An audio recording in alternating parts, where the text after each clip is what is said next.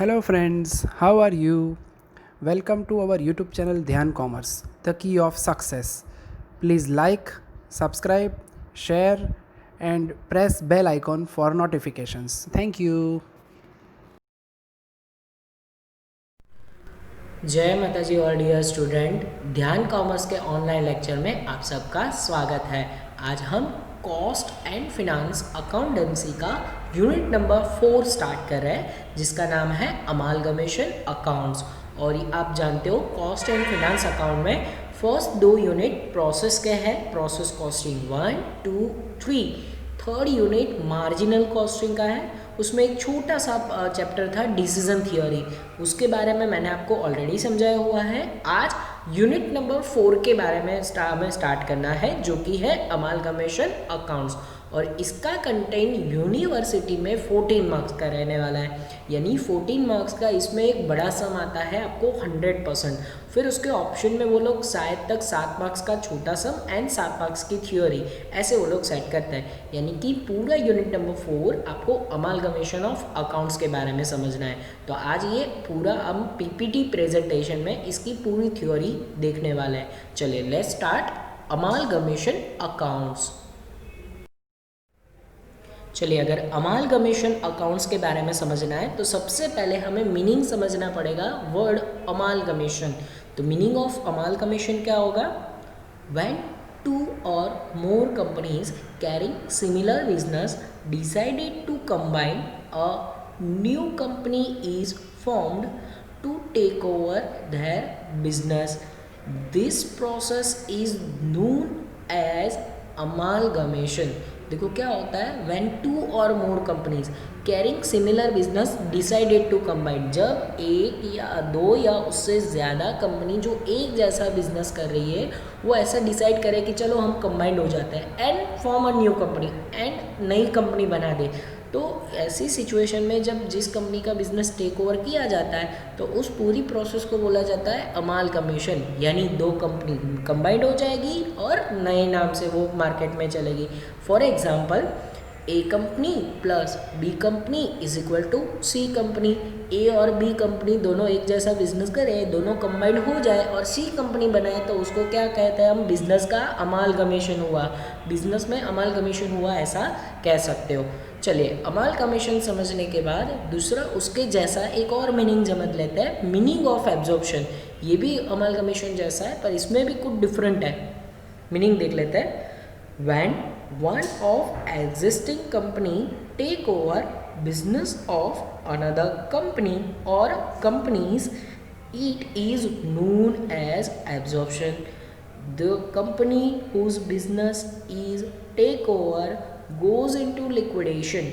देखो यहाँ पे क्या हो रहा है, जब एक एग्जिस्टिंग कंपनी दूसरी एग्जिस्टिंग कंपनी का बिजनेस या दूसरी 2 एग्जिस्टिंग कंपनी का बिजनेस परचेस कर लेती है और तो उसको हम एब्जॉर्ब करना कहते हैं। हाँ, टू एब्जॉर्ब का मतलब होता है एक कंपनी दूसरी कंपनी का बिजनेस खरीद रही है। इस सिचुएशन में क्या होगा, जिस कंपनी का बिजनेस आप टेक ओवर कर रहे हो ना, वो कंपनी लिक्विडेशन में हो जाएगी, यानी वो कंपनी बंद हो जाएगी। तो इसका मतलब ये होता है जब एक कंपनी दूसरी कंपनी को खरीदेगी, एक कंपनी स्टार्ट रहेगी, दूसरी कंपनी बंद हो जाएगी। फॉर एग्जाम्पल में देख लेते हैं, x plus Y is equal to X. For example, Arvind Mills plus Rohit Mills is equal to Arvind Mills. यहाँ पे आप एग्जाम्पल में क्लियर देख सकते हो, x plus Y is equal to सिर्फ x है, यानी कि x कंपनी y को खरीद लेगी तो y बंद हो जाएगी, सिर्फ x कंपनी चलेगी। अरविंद मिल्स अगर रोहित मिल्स को परचेस करेगी, सिर्फ अरविंद मिल्स चलेगी, या फिर कोई एक ही कंपनी चाहे स्टार्ट रहेगी। जो कंपनी बिजनेस खरीदेगी वो कंपनी की बुक में दूसरी कंपनी कंबाइंड हो जाएगी, एक कंपनी स्टार्ट दूसरी बंद। अच्छा, आप ऐसा भी एग्जांपल ले सकते हो, जब हज कंपनी मार्केट में थी, उसका बिजनेस वोडाफोन कंपनी ने टेक ओवर कर लिया, तो फिर क्या हुआ, वोडाफोन कंपनी अभी कंटिन्यू है जो कि फॉरेन की कंपनी है, और हज कंपनी क्या हो गई, बंद हो गई। तो ऐसा एग्जांपल भी आप ले सकते हो। क्लियर हो रहा है meaning of amalgamation, meaning of absorption. चलिए, तो अब हम देखने जा रहे हैं objective, we can say the purpose of amalgamation. Amalgamation 2 कंपनियां क्यों कर रही है, क्यों वो कंबाइंड हो रही है। सबसे पहला ऑब्जेक्टिव, टू एलिमिनेट और रिड्यूस कंपटीशन, कंपटीशन घटाने के लिए। हाँ, एलिमिनेट यानी हटाना, रिड्यूस यानी घटाना, तो कंपटीशन कम कर देना या कंपटीशन हटा देना है, तब वो दो कंपनी अमालगमेशन करती है।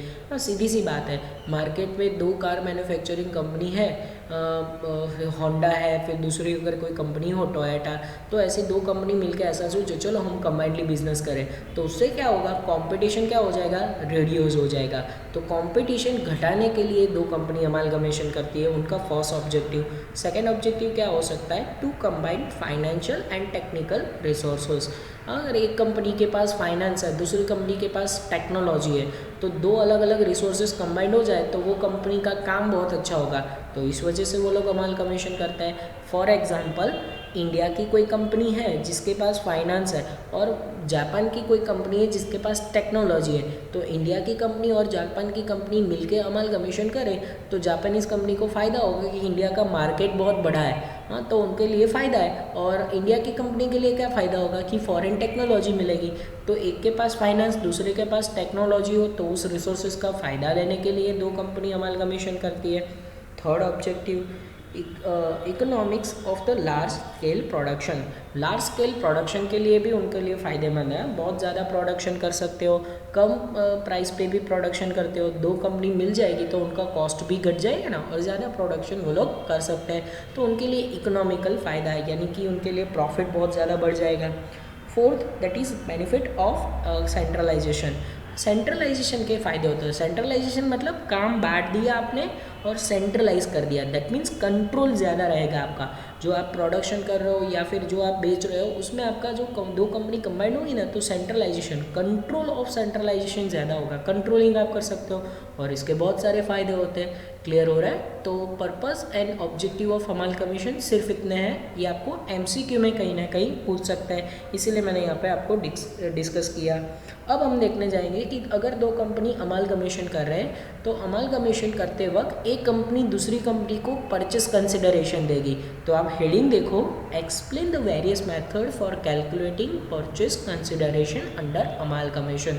अमालगमेशन हो रहा है तब एक कंपनी दूसरी कंपनी को जो परचेस कंसिडरेशन देगी ना, हाँ, कोई कंपनी आपकी मुफ्त में तो नहीं हो जाएगी, बदले में उनके equity share holder, preference share holder, cash या फिर डिबेंचर होल्डरों को भी पैसे देने पड़ता है। तो जब आप ऐसा कोई पेमेंट करते हो तो उसको परचेस कंसिडरेशन बोला जाता है। तो परचेस कंसिडरेशन का अमालगमेशन अकाउंट के साथ पूरा कनेक्शन है। तो आप किसी कंपनी को खरीदने के लिए जब परचेस कंसिडरेशन दोगे तो उसके लिए दो मेथड है, सेंटेंस आप देख सकते हो, there are two methods of calculating the purchase consideration. Purchase consideration गिनने की दो मेथड है, उसमें से सबसे पहला नेट असेट मेथड। जब आपको परचेस कंसिडरेशन पूरा ना दिया हो, यानी कि सिर्फ आपका इक्विटी शेयर होल्डरों को पेमेंट दिया हो, कोई कैश दिया हो, सिर्फ कुछ कम चीज़ें दी हो, पूरा परचेस कंसिडरेशन ना दिया हो, तब नेट असेट यूज़ करना है। और जब आपको पूरा पेमेंट कितना किया है वो दे दिया हो, अगर मैं परचेजिंग कंपनी हूँ, ए कंपनी हूँ और बी कंपनी को मैं जो पेमेंट कर रहा हूँ वो पूरा पेमेंट दिया है, कितना इक्विटी पेमेंट शेयर होल्डरों को पेमेंट कर रहा हूँ, कितना प्रेफरेंस शेयर होल्डरों को पेमेंट कर रहा हूँ, कितना कैश दे रहा हूँ, सब कुछ प्रोवाइड है, तो कंसिडरेशन मेथड। जब आपको परचेस कंसिडरेशन ना प्रोवाइड हो तो नेट असेट मेथड। क्लियर? तो परचेस कंसिडरेशन फाइंड आउट करने की दो मेथड, जिसको हम नेक्स्ट स्लाइड में समझेंगे दोनों मेथड को। चलिए, तो उसमें से सबसे पहले हम नेट असेट मेथड देख लेते हैं। नेट असेट में हमें नेट असेट वर्ड के मुताबिक कैलकुलेट करना है। तो परचेस कंसिडरेशन के लिए जब ना आप नेट असेट गिनते हो तो सबसे पहले आपके पास गुडविल दी गई होगी, नई वैल्यू, तो गुडविल की नई वैल्यू ले लेनी है। उसमें total asset take over by new company, अगर हम न्यू कंपनी है, हम किसी कंपनी का बिजनेस खरीद रहे हैं तो हमें सारी asset total asset take over करनी है, उसकी वैल्यू यहाँ पे कंसिडर करेंगे। और फिर उसमें से लेस करना है total liability take over by new company, हमने जितनी लायबिलिटी टेक ओवर की है वो सारी लायबिलिटी यहाँ पे कंसिडर करो। हाँ, तो उसके बाद हमें फाइनल आंसर मिल जाएगा नेट असेट का। तो गुडविल में टोटल असेट जो हमने टेक ओवर की है प्लस करना है, टोटल लायबिलिटी लेस करना है, टोटल लायबिलिटी में जितनी भी लायबिलिटी हम ले रहे हैं वो सारी के सारी यहाँ पे लेस करेंगे। ठीक है, तो ऐसे हमारा नेट असेट का आंसर मिलेगा। अब इसके बारे में थोड़ा सा और, when the value of goodwill is given in the additional information or consideration given in half, at that time purchase price find out as per net asset method. देखो ये मैंने आगे कह दिया है कि जब आपको गुडविल की वैल्यू दी गई हो या फिर परचेज कंसिडरेशन हाफ दिया हो या एडिशनल इन्फॉर्मेशन में परचेज प्राइस के बारे में कुछ न बताया हो, तब आप कौन सी मेथड यूज़ करोगे? Net asset method. यानी कि परचेज कंसिडरेशन कैसे ना दिया हो, जैसे आपको इक्विटी शेयर होल्डरों को पेमेंट कितना किया है वो दे दिया हो, पर कैश कितना पेमेंट किया या फिर प्रेफरेंस शेयर होल्डरों को कितना पेमेंट किया वो ना दिया हो। जब ना दिया हो तो कौन सी मेथड? Net asset method. इसके बारे में एक और sentence, in this method reserves and surplus like GR, P&L account, WCF that is workman compensation fund, WAF that is workman accident fund, dividend equation fund, capital reserve, security premium etc are not considered liability। भाई liability में ये सारे reserve नहीं लेने हैं जिसके नाम आपको दिए गए। क्लियर हो रहा है? चलिए इस मेथड के बारे में थोड़ा और समझेंगे। इन this method fictitious asset should not be considered। fictitious asset कौन कौन सी है? Like debenture discount, underwriting commission, preliminary expenses, advertisement, suspense account. भाई जो fictitious asset है या मतलब अवास्तविक मिलकत हो, उसको यहाँ पे नेट asset आप जब गिन रहे हो तो वो टोटल asset है ना, उस टोटल asset में ये fictitious asset नहीं लेनी है। फिर उसके बाद इन this method only those asset and liability should be considered which are taken over by new company, and the new value of those asset and liability should be considered, and if new value of not given then the book value should be considered। देखो यहाँ पे क्या है कि asset and liability जो value आप जो asset and liability आप टेक ओवर कर रहे हो ना, उसकी न्यू कंपनी में कौन सी वैल्यू लेनी है? नई वैल्यू। अगर नई वैल्यू प्रोवाइड नहीं है वो असेट एंड लायबिलिटी की, तो फिर जो वैल्यू बुक में दी गई है वही वैल्यू कंसिडर करोगे। यानी असेट एंड लायबिलिटी के नई वैल्यू दी हो तो नई वैल्यू, अदरवाइज पुरानी वैल्यू यानी बुक वैल्यू से कंसिडर करना है। Next that is provident fund, profit sharing fund, pension fund, workman sharing fund etcetera are liabilities. भाई ये लायबिलिटीज़ है, आगे नाम आए थे जो लायबिलिटी नहीं है, बट अब प्रोविडेंट फंड है, प्रॉफिट शेयरिंग फंड है, पेंशन फंड है। ये हर साल 2 साल जो एम्प्लॉयज़ है उसके बीच में बांटा जाता है, तो इसको कंसिडर करना है। तो ये एज ए लायबिलिटी हम टेक ओवर करेंगे। जब नेट एसेट गिनेंगे ना तो उसमें टोटल लायबिलिटी माइनस करना, उसमें ये सारी लायबिलिटी लेनी पड़ेगी। Next sentence, if the purchase company take over the debenture of vendor company and gives some cash, debenture, equity share etc against the debenture of vendor company, then it should be considered as liability in the net asset method। भाई net asset जो method है उसमें अब एक और point आ रहा है कि जब आप डिबेंचर हो किसी वेंडर कंपनी के को हम परचेस कर रहे हैं, टेक ओवर कर रहे हैं डिबेंचर वेंडर कंपनी के, तब हमें उनको पेमेंट अगर कैश में कर रहे हैं, डिबेंचर कर रहे हैं या सामने इक्विटी शेयर एक्सेट्रा दे रहे हैं, तो वो डिबेंचर को एज अ लायबिलिटी कंसिडर किया जाएगा। तो यहाँ पे वही कह रहा है, और वो है as per accounting standard 14, accounting standard 14 के मुताबिक। अच्छा, अमाल कमीशन अकाउंट के लिए अकाउंटिंग स्टैंडर्ड 14 है, और ये 101% आपको MCQ में पूछा जा सकता है कि अमाल कमीशन अकाउंट के लिए कौन सा अकाउंटिंग स्टैंडर्ड है, तो अकाउंटिंग स्टैंडर्ड 14 उसका आंसर आएगा। चलिए अब दूसरी मेथड को देख रहे हैं हम, कंसिडरेशन मेथड। नेट एसेट के बाद ये सेकंड मेथड है। इसका कब यूज़ होगा तो आपको सेंटेंस में दिख जाएगा, when purchase price given full in form of equity share, preference share and cash, then it is known as consideration method. जब आपको परचेज प्राइस दे दिया हो, यानी कि अगर मैं A कंपनी हूँ, मैं B कंपनी के इक्विटी शेयर होल्डरों को 1 लाख, प्रेफरेंस शेयर होल्डरों को 1 लाख और कैश 50,000 दे रहा हूँ, तो total purchase price equity share होल्डरों को 1 लाख, प्रेफरेंस शेयर होल्डरों को 1 लाख, कुल 2 लाख और कैश 50,000, तो 2,50,000 अगर मैं टोटल पेमेंट कर रहा हूँ, वो परचेस प्राइस दिया हुआ है, तो दैट इज कंसिडरेशन मेथड। इसमें से अगर कुछ एक या सब कुछ ना दिया हो तो नेट एसेट मेथड। कब कंसिडरेशन मेथड यूज़ करना है, जब आपके पास परचेज प्राइस फुल गिवन हो, तब ये मेथड यूज़ होगी। चलिए इसके बारे में थोड़ा और जानेंगे। When consideration method is applied for find out purchase price, then net asset find out as per net asset method. After this goodwill और capital reserve should be find out as under. देखो यहाँ पे net asset method के बाद ये जो second method है हमारी कंसिडरेशन मेथड, उसको जब आप अप्लाई करोगे ना तो आपको परचेस प्राइस तो नेट असेट की तरह फाइंड आउट करनी ही पड़ेगी। और जब आप नेट असेट फाइंड आउट करोगे तो नेट असेट एंड आपके परचेस प्राइस के बीच का जो डिफरेंस होगा ना वो कहलाएगा either goodwill either capital reserve. चलिए इसको फॉर्मूला की मदद से देख लेते हैं। तो गुडविल अगर होगी तो गुडविल का फॉर्मूला है purchase price minus net asset. अब ये फॉर्मूला आपको याद भी रखना है और इसमें से 100% MCQ एग्जाम में आएंगे, क्योंकि अब तक उन्होंने यहाँ से MCQ पूछा ही है। गुडविल का मतलब होता है जब आपकी परचेस प्राइस ज़्यादा हो और मैं जो हूँ वो परचेजिंग कंपनी हूँ, हाँ मैंने किसी और कंपनी का बिजनेस खरीदा तो मेरे पास उसकी नेट एसेट कितनी आई। नेट एसेट का मतलब होता है total asset minus total liability. तो परचेस प्राइस को कंपेयर किया जाता है नेट एसेट के साथ। सपोज मैंने उस कंपनी को खरीदा 20 लाख में और मेरे पास उस कंपनी की नेट एसेट आ रही है 15 लाख, तो मेरी परचेस प्राइस ज़्यादा हुई, मैंने उसको ज़्यादा पैसे दिए और सामने उसकी नेट एसेट 15 लाख आई, तो टोटल डिफरेंस 5 लाख मैंने ज़्यादा पेमेंट किया, तो उसका मतलब उस कंपनी में क्या है, गुडविल है। हाँ मैंने परचेस प्राइस ज़्यादा क्यों पे किया, बिकॉज ऑफ गुडविल। तो जब परचेस प्राइस इन शॉर्ट ज़्यादा हो तो गुडविल। इससे उल्टा एग्जैक्ट कैपिटल रिजर्व कब होगा, capital reserve is equal to net asset minus purchase price.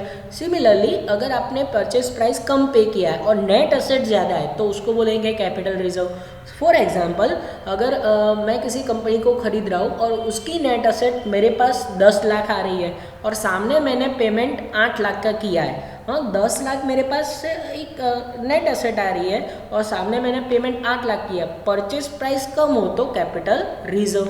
हाँ तो कैपिटल रिजर्व कितना आएगा, 10 लाख और 8 लाख का डिफरेंस 2 लाख कैपिटल रिजर्व आएगा। समझ में आ रहा है। इन शॉर्ट परचेस प्राइस ज़्यादा तो गुडविल, परचेस प्राइस कम तो कैपिटल रिजर्व। चलिए एक अब और हेडिंग की बारी आ चुकी है, traditional method of amalgamation and absorption.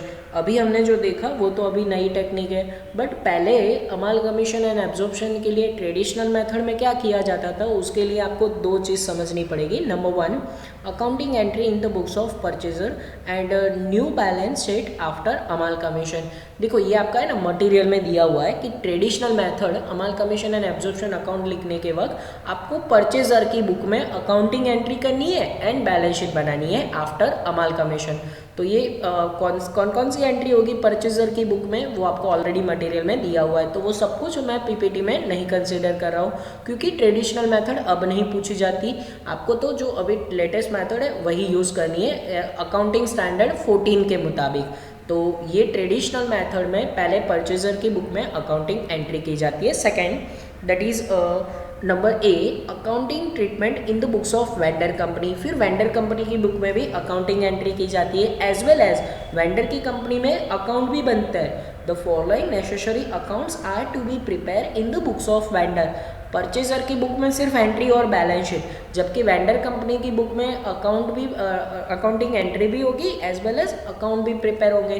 कौन कौन से अकाउंट वेंडर कंपनी की बुक में होंगे, तो सबसे पहला realisation account, second equity share holder account, third cash and bank account, fourth new company account and fifth new company equity share account. ये 5 अकाउंट बनते हैं ट्रेडिशनल मेथड में। अब ये मेथड हमारे सिलेबस में है नहीं और आपको उसके प्रैक्टिकल भी नहीं पूछने वाले, पर सिर्फ ट्रेडिशनल मेथड क्या है ये समझने के लिए मटेरियल में भी ये सारी चीज़ दी हुई है।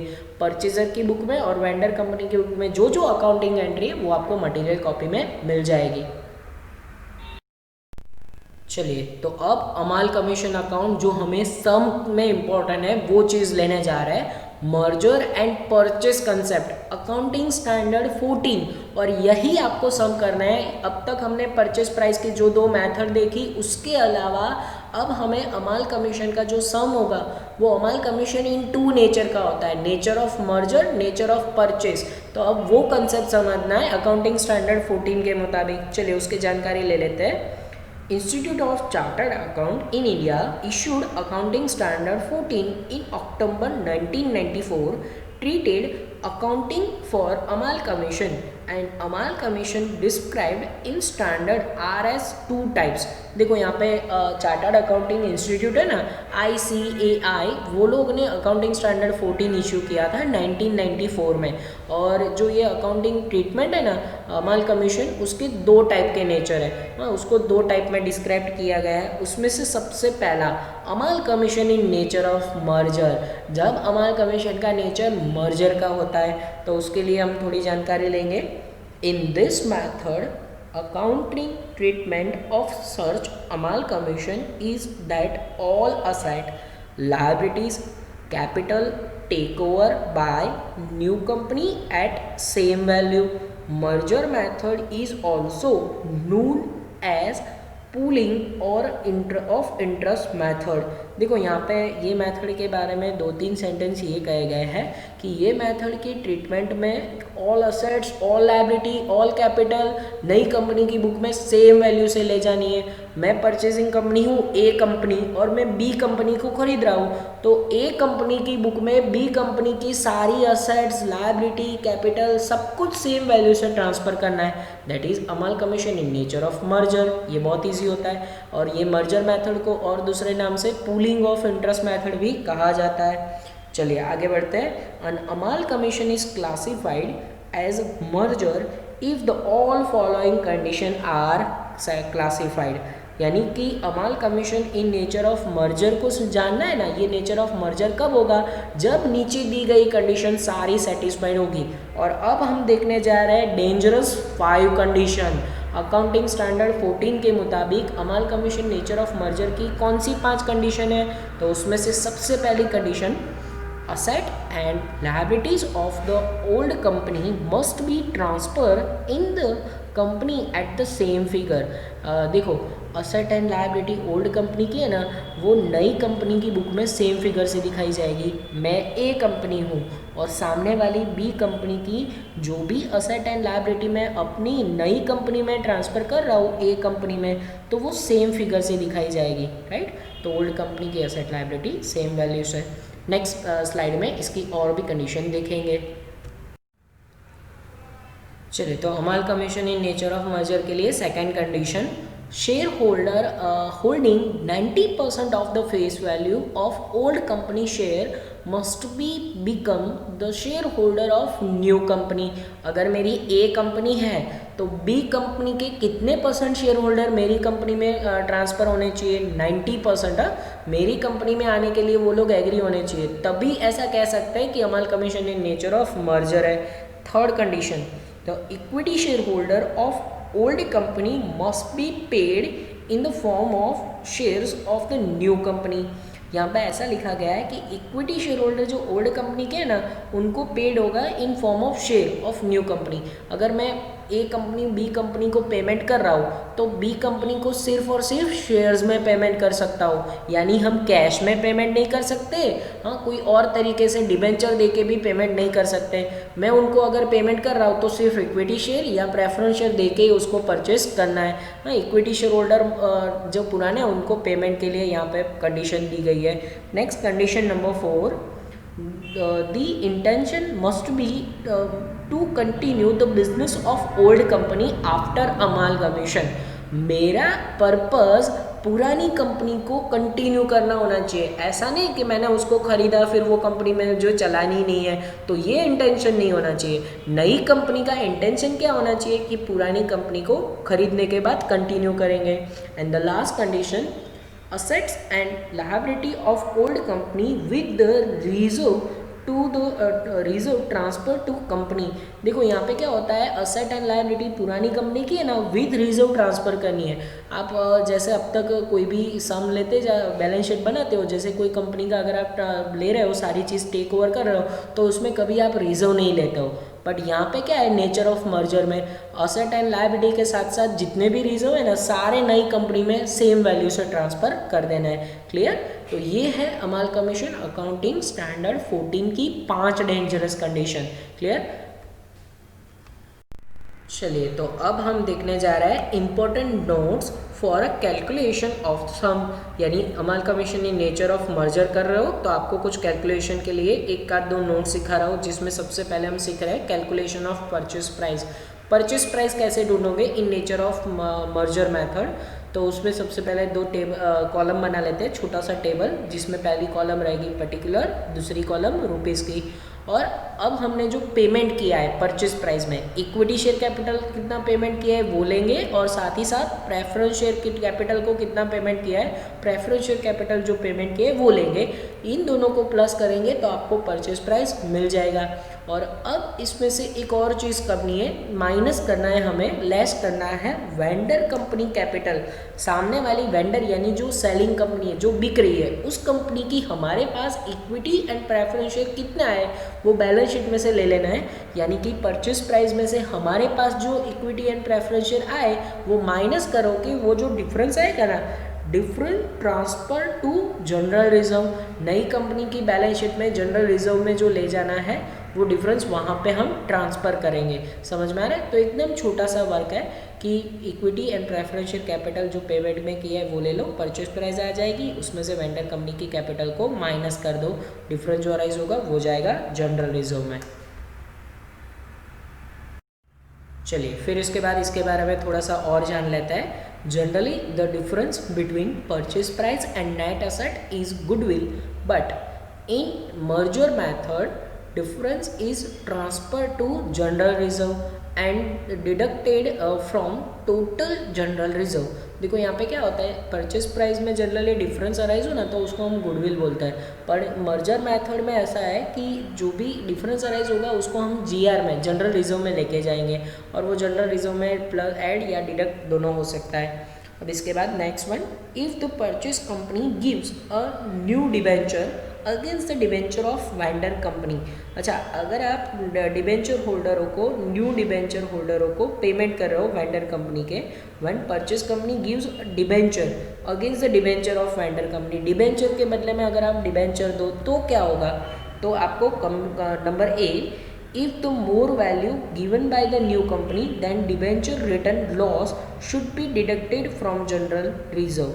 अगर आप डिबेंचर होल्डरों को ज़्यादा वैल्यू दे रहे हो, नए पेमेंट ज़्यादा करो, आपने नया पेमेंट ज़्यादा किया है इसके लिए आपको वो लॉस है, वो उसको बोला जाता है डिबेंचर रिटर्न लॉस, और वो जनरल रिजर्व में से माइनस किया जाएगा। पेमेंट ज़्यादा करो तो लॉस है। इससे एग्जैक्ट उल्टा number B, if less value is given then the debenture profit is added to the general reserve। अगर आप नए डिबेंचर होल्डरों को कम पेमेंट कर रहे हो तो वो आपके लिए प्रॉफिट है, कम पेमेंट करो तो प्रॉफिट है, और वो जीआर में प्लस हो जाएगा। ये तो बहुत ईजी है। चलिए तो अब देख लेते हैं कैलकुलेशन ऑफ जीआर। जीआर का पूरा कैलकुलेशन कैसे होगा, जो नई बैलेंस शीट में ट्रांसफ़र करना है उसके लिए फिर से दो कॉलम वाला टेबल, उसमें पहला कॉलम पर्टिकुलर, दूसरा कॉलम रुपीज़, और उसमें सबसे पहले हम कॉपी करेंगे general reserve both the company, दोनों कंपनी का। कहाँ से, बैलेंस शीट में से। आपको दो कंपनी के बैलेंस शीट दी गई होगी, उसमें से जीआर कॉपी करो। सपोज ए कंपनी का जीआर है तो उसको लिया, फिर बी कंपनी का जीआर है तो उसको टेक ओवर किया, फिर उसमें से फर्स्ट आपको प्लस करना है डिबेंचर रिटर्न प्रॉफिट। अगर डिबेंचर होल्डरों को आपने कम पेमेंट किया है, नया पेमेंट कम है तो प्रॉफिट है, प्रॉफिट हो तो क्या करना है, प्लस करना है। फिर उसके बाद profit and loss account if require. अगर समझो कि आप जीआर में से पेमेंट कर रहे हो पर पेमेंट के लिए आपके पास जीआर इनफ नहीं है, तो ऐसी कंडीशन में प्रॉफिट एंड लॉस का पेमेंट के लिए यूज़ कर सकते हो। इफ़ रिक्वायर का मतलब ये सेल में आया, जब आप सम करेंगे तो सम में इसका प्रैक्टिकली समझना है कि जीआर पेमेंट के लिए आप यूज़ कर रहे हो, पर जब पेमेंट कम पड़े तो पीएनएल का यूज़ करना है। अच्छा, इन सब का टोटल एक आ जाएगा। फिर इसके बाद इसमें से जो चीज़ माइनस करनी है उसमें से सबसे पहला डिबेंचर रिटर्न लॉस। अच्छा, डिबेंचर रिटर्न में आइदर प्रॉफिट होगा आइदर लॉस, लॉस हो तो माइनस करना है। अब लॉस कब होगा, जब आप नए डिबेंचर होल्डरों को ज़्यादा पेमेंट करोगे। मैंने पेमेंट ज़्यादा किया तो मेरे लिए नुकसान है, तो डिबेंचर होल्डरों को ज़्यादा पेमेंट करो तो लॉस माइनस करना है। अब परचेस प्राइस में जो डिफरेंस था वो यहाँ से माइनस करना है। डिफरेंस ऑफ परचेस प्राइस चाहे प्लस आए या माइनस आए, डिफरेंस यहाँ से माइनस ही होगा। फिर हमारा नया जीआर का वैल्यू आ जाएगा, balance of GR in new balance sheet में वो ट्रांसफ़र कर देंगे। तो ये है पूरा वर्क जीआर के लिए। जो जनरल रिजर्व हमें ढूंढना है उसका पूरा वर्क ऐसे होगा। चलिए तो अब हम नेचर ऑफ मर्जर को छोड़ के दूसरे नेचर पे जाएंगे, amalgamation in nature of purchase. अगर मर्जर नेचर नहीं है तो ये दूसरा नेचर होगा, और सम आपको दोनों मेथड से पूछेंगे। देखो अमाल कमीशन ऑफ अकाउंट्स है, उसमें आपको यूनिवर्सिटी में दोनों मेथड पूछता है, प्रॉबेबली कई साल सिर्फ एक मेथड पूछिए। Otherwise amalgamation in nature of merger, amalgamation in nature of purchase, आपको 14 मार्क्स में दोनों मेथड के से सम कैलकुलेट करना है, तो बहुत लेंथी वर्क आएगा अमाल कमीशन में। चलिए नेचर ऑफ परचेज कब होगा उसकी जानकारी ले लेते हैं। An Amal commission which does not satisfy any one or more of the above condition fail in the categories of Amal commission in the nature of purchase। देखो आगे हमने 5 कंडीशन देखी थी, वो अमाल कमीशन की पांचों में से कोई एक कंडीशन फुलफिल ना हो तो amalgamation in nature of purchase हो जाएगा। वो 5 कंडीशन आगे आ चुकी है, उसमें से कंडीशन कोई सेटिस्फाइड ना हो तो वो नेचर ऑफ परचेज। चलिए सेकंड, उसमें in this method all entries and calculation should be treated as traditional method. In this method, consideration should be paid in equity shares, cash, preference share, etc. The value of asset and liability may be changed। यहाँ पे लिखा हुआ है ये method है ना, आगे जो हमने एक ट्रेडिशनल मेथड थी ना, वो जिसके बारे में मैंने आपको थोड़ा सा एक स्लाइड में समझाया हुआ है, तो वो मेथड जैसा है, यानी कि उसमें एंट्रीज और कैलकुलेशन उस हिसाब से होता है। और ये मेथड में जब भी आप पेमेंट करते हो तो इक्विटी शेयर में, कैश में या प्रेफरेंस शेयर में पेमेंट हो सकता है, और value of asset and liability में भी चेंज, उसकी वैल्यू चेंज हो जाएगी। जैसे आगे मर्जर में क्या था कि असेट एंड लायबिलिटी की सेम वैल्यू से आप ट्रांसफ़र करते हो, यहाँ पे वैल्यू चेंज हो जाएगी, यही ये मेथड में कहना चाहता है। चलिए इस मेथड के बारे में थोड़ा सा और जानेंगे। In this method no reserve at surplus take over by new company, but as per accounting standard 14 the expert profit reserve and investment allowance reserve which are statutory, that means legal reserve brought into the books of purchasing company, they are to be retained for a specific period under the certain act and the following entry will be made. देखो ये method जो है ना उसमें एक नयापन आ रहा है, मतलब जनरली आप सारे रिजर्व वो नेचर ऑफ मर्जर में ट्रांसफ़र कर देते, यहाँ पे ये मेथड में अकाउंटिंग स्टैंडर्ड 14 के मुताबिक सारे रिजर्व नहीं ले जाना है, पर 2 reserve most IMP thing, expert profit reserve and investment allowance reserve, ये दोनों रिजर्व आपको कंटिन्यू रखने हैं, बाकी के कोई रिजर्व नहीं ले जाने हैं, सिर्फ ये 2 रिजर्व जिसको स्टैट्यूटरी कानूनी रिजर्व यानी कानूनी अनामत लीगल रिजर्व भी बोला जाता है, तो उसमें 2 है expert profit reserve, investment allowance reserve. सिर्फ ये 2 रिजर्व नई कंपनी की बुक में दिखाना है, यानी कि अगर मैं परचेजिंग कंपनी हूँ, मेरी कंपनी की बैलेंस शीट में सामने वाली कंपनी के सारे रिजर्व नहीं, पर सिर्फ expert profit reserve, investment allowance reserve मैं टेक ओवर करूँगा, और उसको स्पेसिफिक पीरियड के लिए बोला होगा कि 2 साल तक रखना है, 1 साल तक रखना है। और जब ये रिजर्व आप ले जाते हो तो उसकी अकाउंटिंग ट्रीटमेंट कैसे होगी, तो आप नीचे एक अकाउंटिंग एंट्री देख लो, अमाल कमीशन एडजस्टमेंट अकाउंट में उसका डेबिट होगा, तो amalgamation adjustment account debit to export profit reserve account to investment allowance reserve account, यानी इसको आपको अमाल कमीशन एडजस्टमेंट अकाउंट में लेके जाना है। और एडजस्टमेंट अगर कर रहे हो तो वो बैलेंस शीट में कहाँ आएगा, तो बैलेंस शीट में आप उसको असेट साइड दिखाओगे, और असेट साइड उसको फिक्टिशियस असेट के हेडिंग में अमाल कमीशन एडजस्टमेंट करके दिखा सकते हो, या फिर मिसलेनियस एक्सपेंसेस के हेडिंग में उसको दिखा सकते हो। तो ये आपका पूरा अमाल कमीशन का PPT पावर पॉइंट प्रेजेंटेशन में वर्क हो गया। आज हमने सीखा कि अमाल कमीशन और एब्जॉर्प्शन क्या है, फिर अमाल कमीशन में परचेस प्राइस कैलकुलेशन के लिए 2 मेथड देखी, net asset and consideration method, साथ ही साथ थोड़ा ट्रेडिशनल मेथड का भी देखा। फिर उसके बाद अमाल कमीशन अकाउंटिंग स्टैंडर्ड 14 के मुताबिक 2 नेचर का है, nature of purchase and nature of merger, ये दोनों के बारे में पूरा जानकारी लिया। जितना मैंने आज आपको सिखाया अकाउंटिंग फॉर अमाल कमीशन, वो पूरा वर्क आप आराम से देखोगे, बुक में नोट डाउन करोगे, वैसे मटेरियल कॉपी में दिया हुआ है। तो ये पूरा वर्क आपको अच्छे से देख लेना है और उसको नोटबुक में लिखना भी है, ठीक है। तो आज का लेक्चर यहीं तक रखते हैं। ऑल द बेस्ट, जय माता जी।